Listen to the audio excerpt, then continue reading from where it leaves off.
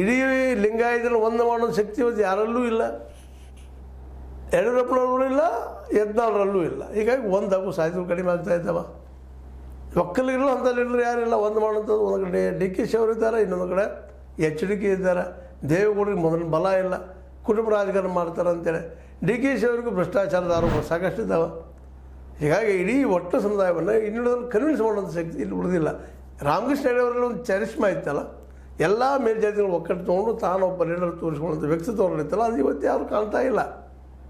ಇಂಥ ಸಂದರ್ಭದಲ್ಲೇ ಸಿದ್ದರಾಮಯ್ಯನವರು ಕಾಂತರಾಜ್ ವರದಿಯನ್ನು ಹೊರಗೆ ಪಬ್ಲಿಷ್ ಮಾಡಿ ಒಂದು ದೊಡ್ಡ ಸಾಧನೆಯನ್ನು ಮಾಡಿದರು. ಅದು ಆಗ್ತದೋ ಇಲ್ಲೋ, ಎಸ್ಟಾಬ್ಲಿಷ್ ಆಗ್ತದೋ ಇಲ್ಲೋ ಇನ್ನೂ ಮುಂದೆ ಗೊತ್ತಿಲ್ಲ, ಯಾಕಂದರೆ ಬಂತದ್ದು ನಿಧಾನಕ್ಕೆ. ಆದರೆ ಇದರಲ್ಲೇ ಭಾಳಷ್ಟು ಯಶಸ್ಸು ಉಳಿದೆಲ್ಲ ನಾಯಕರಿಂದ ಹೆಚ್ಚಾಗಿದ್ದಾರೆ.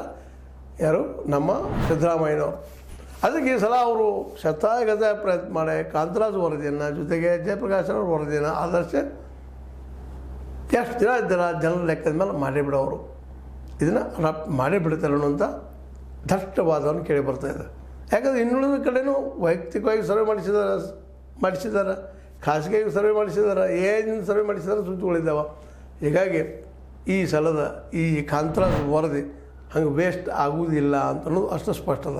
ಅದೇ ಕಾರಣಕ್ಕೆ ಮತ್ತೊಂದು ಮಾತು ಹೇಳ್ತಿರ್ತಾರೆ, ಅಗ್ದಿ ಸೌಮ್ಯವಾಗಿ ಯಾರು ಎಷ್ಟೋ ಏನೋ ದಾಳಿಯ ರೂಪದಲ್ಲಿ ಮಾತಾಡಿದರು, ಸಿಂಪಲ್ಲಾಗಿ ಸಹನ ಶಕ್ತಿಯಿಂದ ಇಟ್ಕೊಂಡು ನಮ್ಮಲ್ಲಿ ತಪ್ಪುಗಳಾಗಿದಾವಿಲ್ಲ ಅಂತ ಹೇಳೋದಿಲ್ಲ, ನೀವು ತೋರಿಸಿ ನಾವು ತಿದ್ದಿದ್ದೀವಿ, ಎಸ್ಟಿಫೈ ಮಾಡ್ತೀರಿ ಹೇಳ್ರಿ, ನಿಮ್ಮ ಜನಸಂಖ್ಯೆ ಇದಕ್ಕಿಂತ ಹೆಚ್ಚದ, 1 ಕೋಟಿ ನೀವು ಇದ್ದೀರಿ ಅಂದ್ರೆ ತೋರಿಸ್ರಿ, ಎಲ್ಲದ ತೋರಿ, ನಿಮ್ಮ ವೋಟರ್ ಕಾರ್ಡ್ ತೊಗೊಳ್ರಿ, ನಾವು ಮಾಡಿ ತೊಗೊಳ್ರಿ, ಈ ಆರ್ಟಿಫಿಷಿಯಲ್ ಇಂಟೆಲಿಜೆನ್ಸಿ ಮಾಡಿದ ಅವರು ತೊಗೊಳ್ರಿ, ತೊಗೊಂಡು ನಮ್ಗೆ ಉತ್ತರ ಕೊಡ್ರಿ. ಇದನ್ನು ಸಹ ಡಿಸ್ಪ್ರೂವ್ ಮಾಡೋದು ನಮ್ಮ ಲಿಂಗಾಯತ ಜನರಿಂದಾಗಲಿ, ನಮ್ಮ ಒಕ್ಕಲಿಗರಿಂದ